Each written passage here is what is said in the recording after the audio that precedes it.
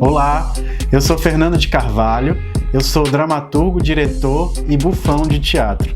Eu trabalho com teatro há mais ou menos 20 anos e eu vivo no Guará, no Distrito Federal. Eu sou autor do livro Ovelha Dolly e Zoológico a Céu Aberto, que está publicado pela editora Javali.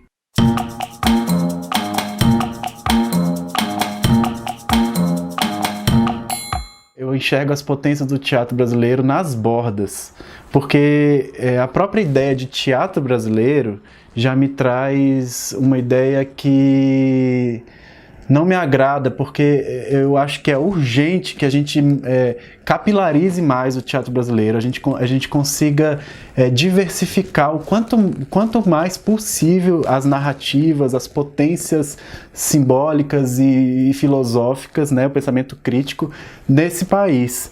Porque o que acontece muito é que o teatro brasileiro, o que se convencionou e a história que foi contada até aqui, ela é muito focada na narrativa de 2 ou 3 ou até 4 estados, mais ou menos, e com exemplos esporádicos de alguns grupos de outros estados.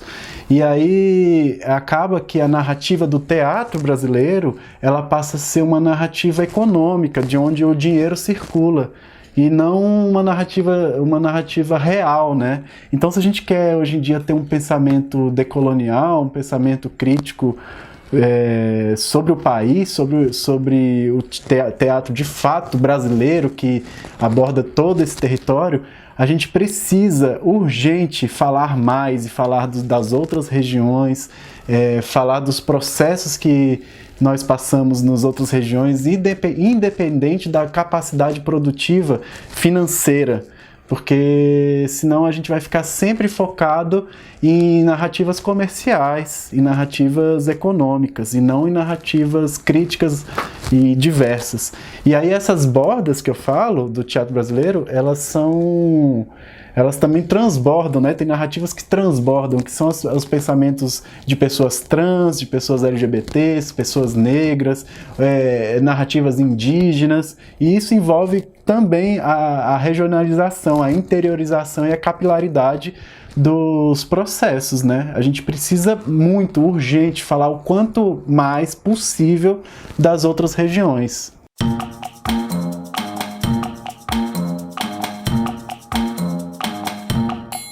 Bom, primeiro, Emílio Garcia Webb, com quem eu tive a oportunidade de trabalhar e estudar durante mais ou menos um ano lá na Argentina, de uma potência, um teatro realmente de borda, um teatro realmente transformador para mim.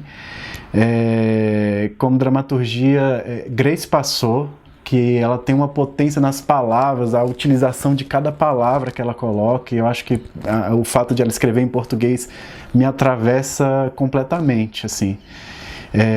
Angélica Lidel, ou Angélica Lidel, que é uma dramaturga espanhola, que também é muito influente para mim.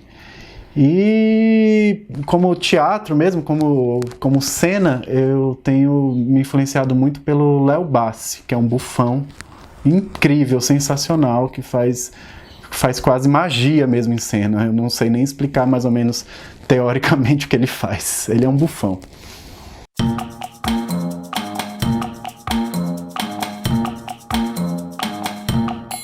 Nos meus processos no teatro, e principalmente nesses textos que estão publicados aqui, eu busco construir personagens, que eu prefiro chamar geralmente de figuras, que exponham processos de massificação.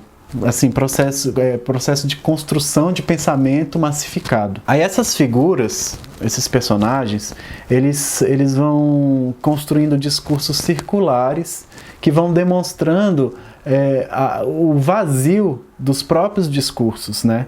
Esses discursos que são adquiridos nas mídias, nas redes e rapidamente reproduzidos.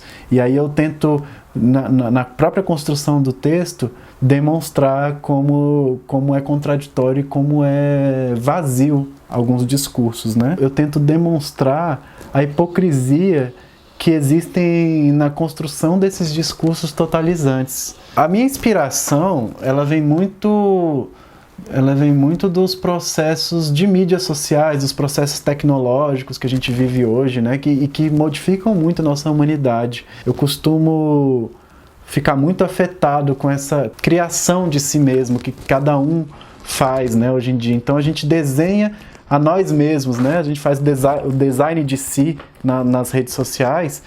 E aí a minha inspiração para os textos vem muito daí. De como são feitos esses processos e como são veiculados os discursos que às vezes são apropriados e rapidamente repassados. E isso me incomoda a ponto de tentar denunciar isso com os textos, né? De tentar denunciar essa superficialidade, esse simulacro das construções de figuras, de personas, né?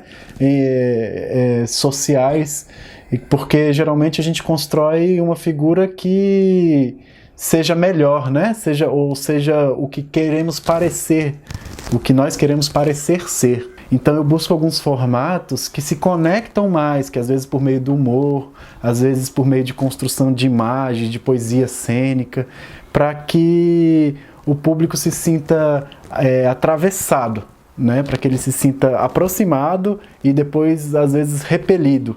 E com isso eu tento sempre também buscar a linguagem do bufão, né? Para mim, essas figuras que eu construo, elas partem sempre dessa linguagem, da vontade de denúncia, da vontade de denunciar algumas estruturas e sempre com bufonaria.